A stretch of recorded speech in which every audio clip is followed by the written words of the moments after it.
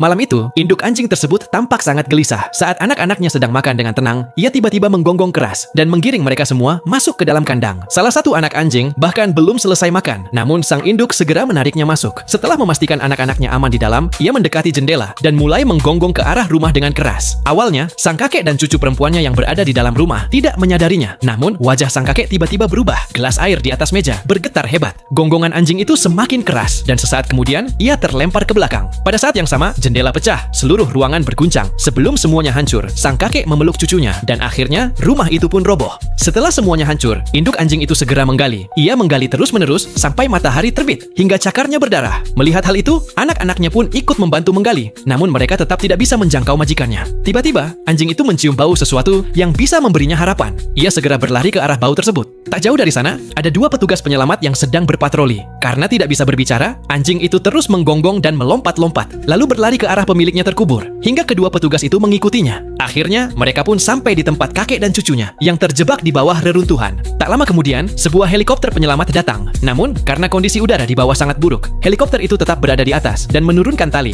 Sang kakek yang terluka parah dikirim ke atas terlebih dahulu, lalu disusul oleh sang cucu. Saat giliran sang cucu untuk naik, gadis kecil itu memohon dan mengatakan, "Tolong selamatkan juga anjing-anjing itu." Namun, teriakan keras terdengar dari atas. "Cepatlah, kakek ini kehilangan banyak darah. Jika terlambat, nyawa sang kakek tidak akan tertolong." Itu berarti anjing-anjing tersebut harus ditinggalkan. Saat gadis itu ditarik ke atas, suara tangis dan jeritannya pecah. Melihat pemiliknya pergi menjauh, sang induk anjing terus menggonggong. Bahkan setelah helikopter terbang jauh, ia tidak percaya bahwa pemiliknya akan meninggalkannya. Ia mengejar helikopter itu sekuat tenaga, tetapi tidak berhasil menyusulnya. Akhirnya, ia berhenti dan hanya bisa menatap helikopter itu yang menghilang di langit. Hatinya hancur, namun ia tetap percaya bahwa pemiliknya akan kembali. Ia duduk diam bersama anak-anaknya di dekat reruntuhan rumah untuk menunggu. Tetapi, mencari makanan di depan rumah yang hancur itu sangatlah sulit. Ditambah lagi ketakutan akan gempa susulan yang terus terjadi. Anak-anak anjing itu sangat lapar, hingga mereka mulai mengunyah potongan kayu. Sang induk memutuskan bahwa ia harus mencoba peruntungannya. Ia masuk ke dalam reruntuhan dan menemukan setengah kantong makanan. Saat ia hampir merasa senang, ia berbalik dan melihat bahaya.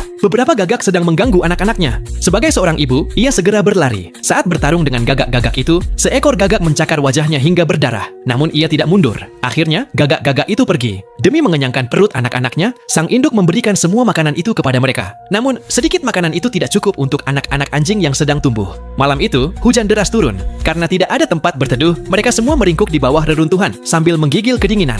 Sang induk sadar bahwa mereka tidak bisa hanya duduk menunggu pemiliknya. Maka, ia memutuskan untuk pergi mencari pemiliknya sendiri. Ia mengambil bola pemberian pemiliknya dengan mulutnya, lalu berangkat bersama anak-anaknya. Namun, ia tidak menyangka bahwa perjalanan untuk mencapai pemiliknya akan terasa sangat sulit.